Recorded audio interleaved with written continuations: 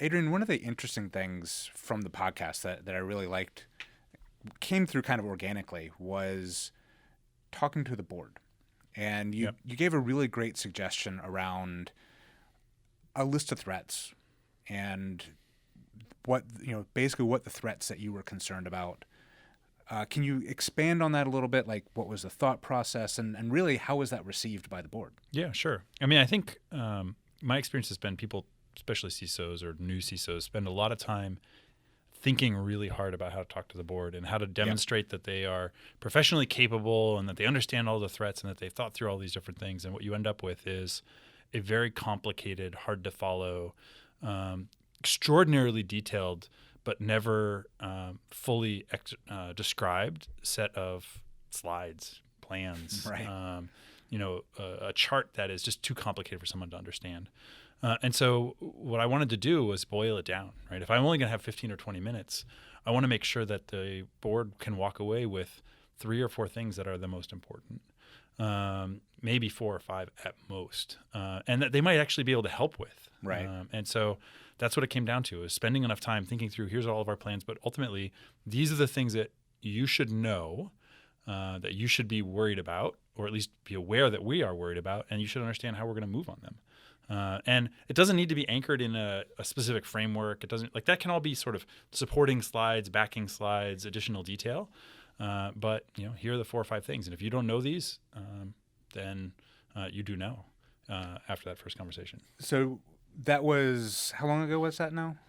That was a 1.5 years ago, but that's the same framework we use for every single conversation. But I guess that was going to be my follow-up, is so that was, you introduced that a 1.5 years ago. Yep. And I assume, as you said, continuing conversations, you keep coming back to it. Are you finding that they've remembered that? I mean, is it working is really the question. I mean, structurally, just to talk through it, we have 7 risk areas, right? We're worried about insider threat. We're worried about, attack coming through our application, 5 other things. Each of them, we started with a standard stoplight representation. Where are we right now relative to our peers? Mm-hmm. And then not only did we use that to communicate to the board, but that became a framing mechanism for all of the projects that we do across the entirety of the security team. Is this project moving us forward in any one of these different risk areas? And then we were able to lay out, based on the project roadmap that we have over the next 3 years, here's how we see in each of these risk areas us moving from red or orange to yellow to green. And we can turn it up in one area, but that either means we need more budget or we need to turn it down in some other area. Right. Trade-offs. And so it's the framework that's really, we tried to make it as accessible as possible. Sometimes it, is too accessible. People love to argue about, oh, that's green or that's yellow. Right. But ultimately, it's just very, very simple for my team to understand, for teams throughout the company to understand, for the executive team to understand, the board to understand. It's uncomplicated, but that's the framework for all of the conversations.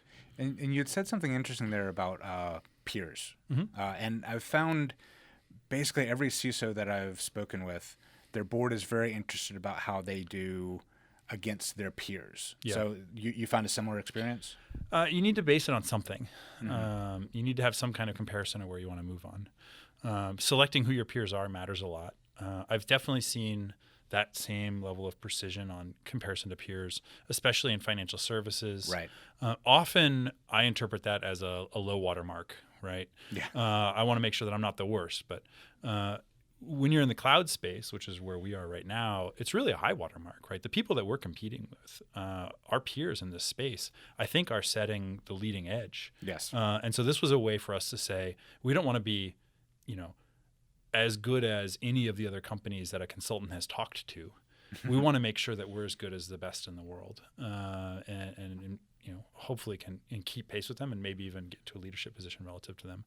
So we anchored it that way, yeah. And it was initially a relatively straightforward thing for us to do. Initially, we went around the security team and we said, against this threat, the last company you were at, right. How were they doing? What were the things they were doing? We enumerated all of the positive things that were being done, and we use that as once these projects are all in place, then we'll be in a equivalent position or in a peer leadership position.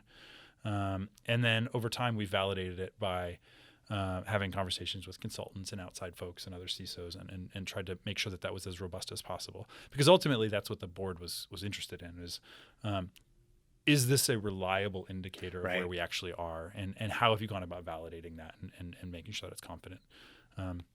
The other thing about it that I would flag is it'll get better over time, right? Our peers are going to keep moving forward, Right. And so there's a constant need for us to increase our level of investment in all of these risk areas in order to stay up, because we just want to be faster than the bear that's chasing all of us. I mean, it sounds like a great way to do it. A nice and simple, probably deceptively simple framework that you can repeat and keep using it and keep that going forward, and it people understand it. Yeah, it doesn't say NIST, it doesn't say ISO, it doesn't say SOC. Like, it's got a whole bunch of words that are not there that make it a little bit easier to follow. Great.